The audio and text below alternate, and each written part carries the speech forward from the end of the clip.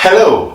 In marketing and sales, we do not always get a yes every time we speak to people. Sometimes we get objections from prospects, and guess what? This is actually where a lot of average salespeople crash out. But then, this is also what distinguishes high or top ranking, top performing salespeople from the average ones.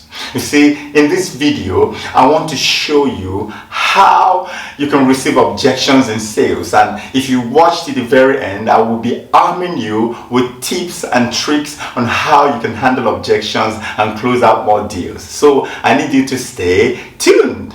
I am Dr. Victor Igwe, and I am the team lead of a team of over 2,000 salespeople. And I'm delighted to have you here with me today.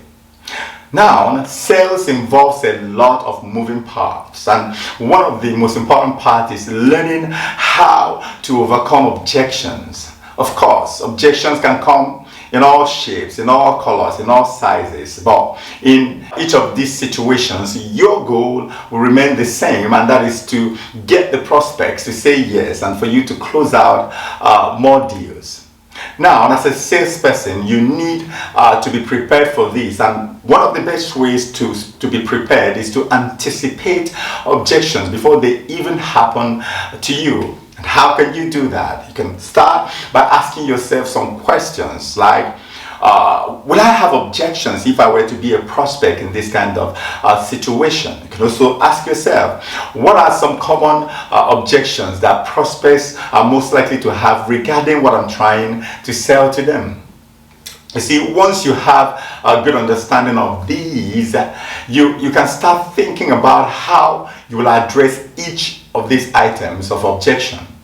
Of course, we know that not every objection can be anticipated, right? And that's why I usually advise my class to use their ears and their mouths in the same ratio every time they are in a situation of objection. And so what you need to do is recognize that you have 2 ears and 1 mouth and use them proportionally. And this means that you need to listen more than you talk. This will help you to fully understand what the prospect is really communicating. You see, when you frequently interrupt the prospect during objection, you will be working against yourself, because you will be giving them the impression that all you care about is what you want to sell to them, that you don't care about what they feel or how they think, and this will be too bad for your sales. Right? Moreover, we know that listening properly will allow you to identify questions that you could ask them to bring out any more unexpressed objection or reservations that they may have. Of course, you know that you cannot solve an issue that you're not aware of. And so it's important to try to pry more, to dig deeper, to pull out any reservations that had not been expressed. And of course, prying and pulling this out will give you a clearer picture, a clearer understanding of the whole scenarios that are playing out in the mind of your prospect. You see, this process of listening will also help you to prepare your thoughts and organize your repertoire of responses to effectively communicate and clarify all what your prospect has raised as an objection. Now let me take you through the processes and the dispositions that you must adopt in a situation of objection. Number 1 is always stay calm and cool. By all means, do not let your prospect to observe if you're feeling flustered or even if you're frazzled. Don't show it. Rather, let your disposition exude confidence at every point in time. It makes them feel like you know what you're doing and that what you're selling to them is authentic. Number 2 is listen to the objection carefully. Many times the objection is simply a case of miscommunication. You see, if you can understand what the prospect is really trying to say, you can clear any misunderstanding right there and right away.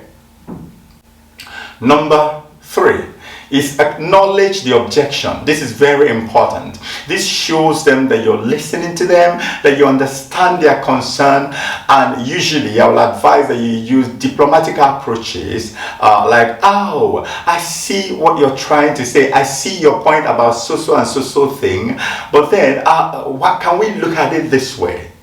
So you can tell your prospect, I fully understand your position on this matter, on so and so thing, but what if we do it this way or that way? You see that you have conveyed to them that you understand where they are coming from, and at that point they are most likely ready to listen to what you're saying. Number 4 is address the objection directly. You see, once you've clarified any misunderstanding and shown that you empathize with the position of your prospect, it is time to give them a solid answer, a solution that will alleviate their fears and alleviate any doubts. Number 5, restate your offer. You see, after you have overcome the objections, after you have answered your questions and put away their fears, it is important to reiterate your offer so that there will be no ambiguity, no confusion about what you're giving them and about what you are agreeing on. So finally, always remember to thank them for their time and thank them for their openness. You see, learning how to handle objection is an essential skill that any salesperson must arm themselves with. And by following through these steps and these tips that I've given you, you will confidently begin to overcome any objection, and you will realize that you can close more and more deals than ever before. Thank you so much for watching, and please, if you find this video very useful, I need you to subscribe by hitting the button here, turn on your notifications so that you'll be aware when we post subsequent content, and I'll see you in the next video. Money, leadership and man. Money, leadership and man.